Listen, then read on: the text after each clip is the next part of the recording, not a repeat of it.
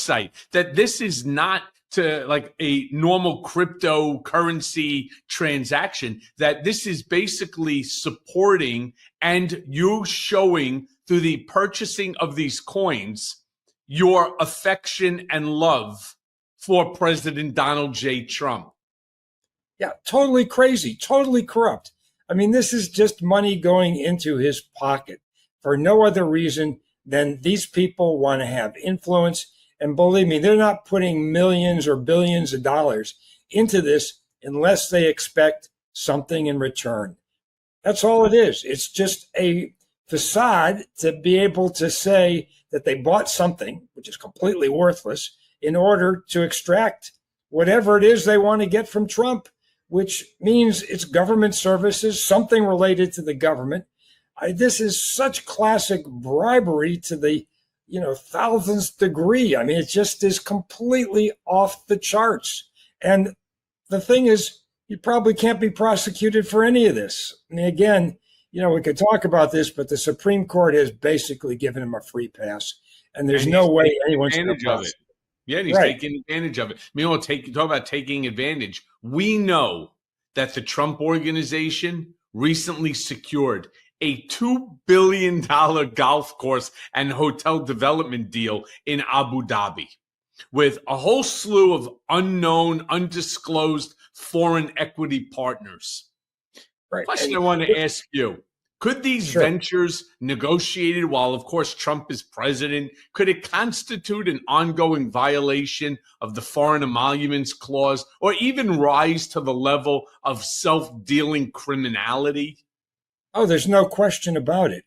I mean, clearly, I guess if you had to go back to the Supreme Court opinion, these would not be official acts. He's setting up all of these situations outside of his official duties. I mean, even in Vietnam, he's got the same thing. He's upped the tariffs on Vietnam, and they're all sucking up to him so they can bring those tariffs down. And what are they doing? They're letting him build a Trump Tower in Hanoi. Again, what Trump is doing is he's using his two sons as foils in between to keep himself out of the thing. But certainly, if you put the whole thing together and you investigated what was going on and what the true motives were here, this just reeks of criminal intent, reeks of selling government favors. And it makes you wonder, why did he put such a large tariff on Vietnam in the first place? Just so he could lower it in order to use it as leverage to be able to build a Trump Tower in Hanoi. Wow. Meanwhile, there's evidence as well that members of Trump's inner circle, including Jared Kushner, his son Eric Trump, that they're leveraging all of these diplomatic meetings for real estate scouting trips. I mean, when Trump just went to the Middle East, right? What were we really looking at? It was nothing more than a real estate scouting trip. And look, I know Trump better than anybody. I know what he's doing. My question is this just unethical grift, or could it be prosecuted under public corruption statutes?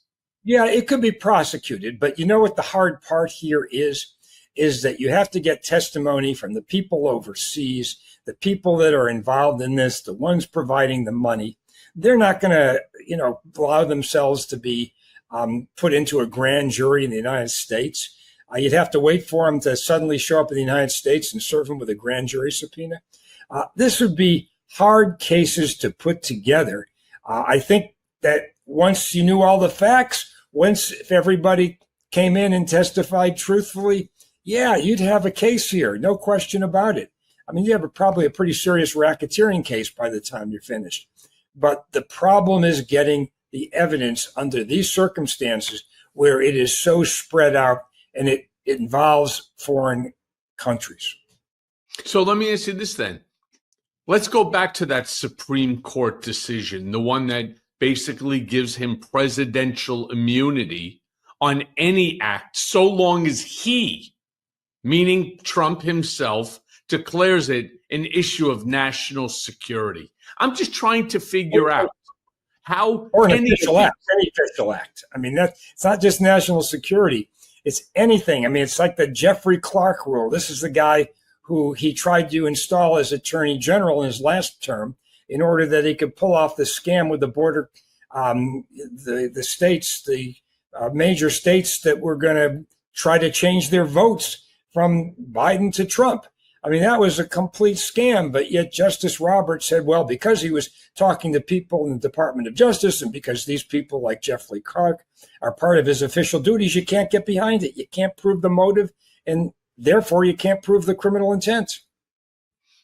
I mean, then how will there ever be accountability? Or do you believe, as I do, there will never be accountability for any of these emolument violations, these public corruption statute violations, for these international money laundering violations? It's basically, Trump, you understand that you cannot be prosecuted for anything that you do as it relates to any of these. Therefore, I mean, look at the bad things, Michael. Look at just the bad things he's doing now. He's going after law firms. What does he do? He tries to make it look like an official act by using an executive order. He tries to make it an official act by having the EEOC start in bogus investigations into these law firms.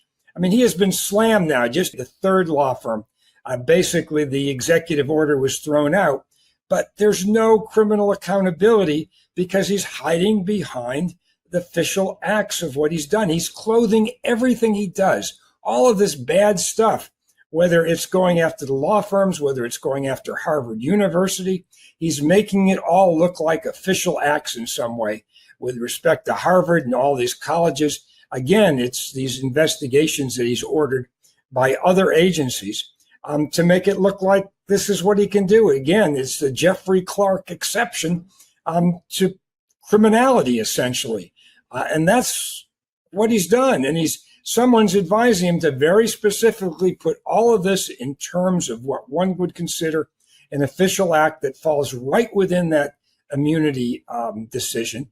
And they essentially have given him a free ride for 4 years to commit all the crimes he wants. And you know that he will. He will, and he's been doing it. I mean, he did it also. Look at this guy, Chris Krebs and Miles Taylor, two people in his former administration that he is basically directed his Attorney General, Pam Bondi, to open up investigations, criminal investigations on both of them. I mean, that falls squarely within the Jeffrey Clark exception under that immunity statute. Yeah. And it's totally bogus. I mean, what did, Krebs do? He basically said that the election was fair, that one of the fairest elections we've ever had in 2020. And the other guy, Taylor, all he did was basically write the anonymous opinion piece in the New York Times. And these guys are now being targeted by grand juries, which is completely outrageous. And in the day when I had been in the Watergate prosecution, we were investigating this kind of stuff that was done with Nixon's enemies list. Unfortunately, we didn't really have enough evidence on motive and intent. Here, the motive and intent is absolutely overwhelming. But according to Justice Roberts, you can't use motive. You can't get into it at all, period. But here's the thing. While this is certainly a protection for President Trump, it's not a protection for Don Jr. It's not a protection for Eric Trump. It's not a protection for Jared Kushner or any of these others that are doing something. There was like $1 trillion made during that one day where the stock market, went up like 1,500 points in 90 seconds and then dropped down as fast in 90 seconds. But somehow these big players, many of whom, were the former CEOs of trading platforms, they all made hundreds of billions of dollars. I mean, billions and billions of dollars. Right. So what you're talking about is insider trading.